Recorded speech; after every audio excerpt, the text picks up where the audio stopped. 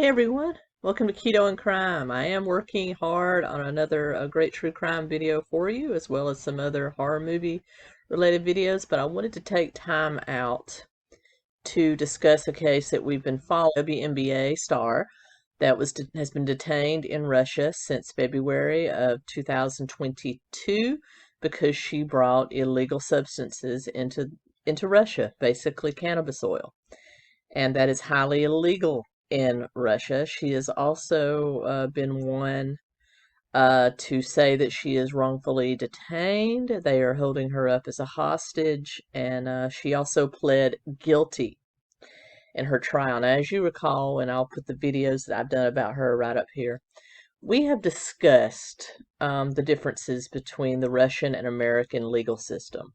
One, here in America, we are very lucky in that if we are accused of something, it is on the state to prove that we are guilty beyond a reasonable doubt. That means in front of a jury, they have to prove that there is not one doubt, not one reasonable doubt that you committed this. If we can prove or our attorney can prove that there is one reasonable doubt that we did not do this, we have to be found not guilty. That is our law. That is the basis of our justice system. Not so in Russia. In Russia, it is up to the accused to prove themselves innocent with a preponderance of the evidence. That means 51% of the evidence has to show innocence for you to be released. So the burden of proof is on you to prove your innocence.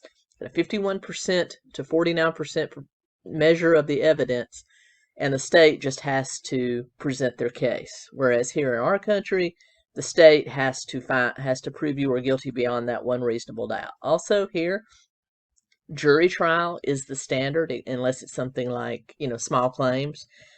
We do not do bench trials often unless, like I said, it is small claims or the defendant requests it. All powers lie in the hands of the accused. We also have attorneys that are provided free of charge. They don't have any of that in Russia. Most trials are bench trials, and I'm not sure if they have a public defender program or not. I dare say they probably don't, and you probably have to retain your own attorney. That's why Russia has like a 90-something% conviction rate, which is a huge contrast with ours, which is fairly minuscule when compared to other countries. Now, I think we have a very fair justice system here. I don't know about Russia. I've never been on trial in Russia and hope never to be on trial in Russia. So I would say probably the ball is not in your court there just by the way that things have to be proven. Okay, she pled guilty. She was sentenced to the max of 9 years for possession of the cannabis oil. And now she has gone through their appeals process, which has now been denied. Her appeal has been denied. And so now she will, according to Russian law, serve out the remainder of her 9-year sentence minus the 8 months she's already served. But she's very fearful now, as I would be, that she will now be transferred from the Moscow-ish holding facility that she's been in while the appeal process plays out to an actual hard labor prison camp. Now, Griner was in Russia to play for the same Russian team that she's been playing for several years. She also played in China prior to that. She understands what it's like to be in a foreign country. She understands the rules of that country, and yet she brought the cannabis oil in. She said she was just in a hurry to pack. She didn't mean any harm. Well, she still broke Russian law. And the hardest time I'm having with this whole story is how our current administration is making everybody look bad by saying she's being held as a hostage. This is sham. This is an illegitimate system. And it just upsets me because what does this administration, what right do they have to say that the justice system of another country is illegitimate when this person legitimately broke law and got caught on film? There's actual film of it. So even in our system of justice, she would probably be found guilty of this, or at least, plead out in some way. So whether it's preponderance of the evidence or beyond a reasonable doubt, she's guilty. She had the oil. It was in her possession. She broke Russian law, and now she's going to have to serve a sentence. I feel bad for her that they had proposed swapping for her and Paul Whelan, who has been in custody since 2018, accused of spying. His case is a little different, though he has been known to stretch the truth and lie, so I don't know what to say about that. If you'd like to hear more about Paul Whelan, I have a video about that right up there.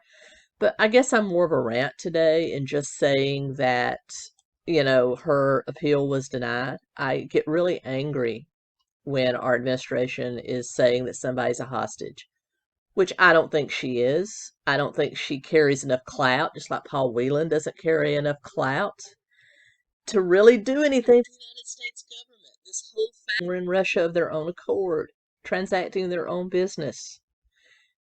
And they were arrested. At least for her, she was arrested and her offense was caught on camera at the airport.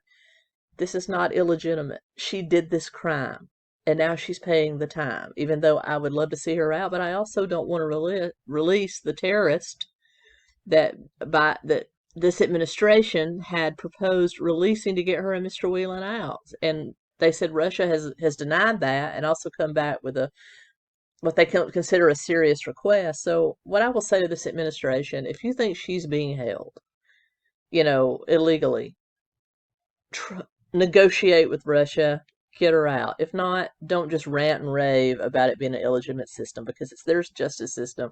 They're Russian, we're American. I don't want them calling our justice system illegitimate either, and that would piss me off just as much. So I don't want anybody to think that Tracy's unpatriotic. I'm one of the most patriotic people you will ever see. So in addition to that, as far as a straight legal case, she did it. It's on film. She pled guilty. Her appeal was denied. She's going to serve her time. And so that is the latest update. Forgive me for getting on a shoebox. It just really, burned my butt when I saw that they were still ranting, calling this an illegal seizure. No. The evidence was not. She admitted she had it. This was not a plant.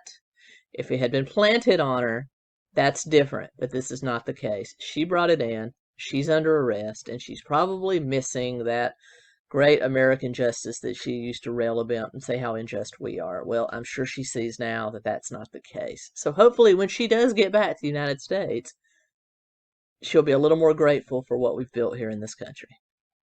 Just a little bit. And so with that being said, until next time, I'll be back with another true crime video and another update. I am still following the Quentin Simon case, not how much to report there. Leilani has still not been arrested, and she's not really talking, so there's not, the babysitter's talking every day, but there's still not a whole lot to talk about there. So with that being said, I will keep an eye on all the current cases and be back with another Keto video very soon. Until next time, Keto and Krime.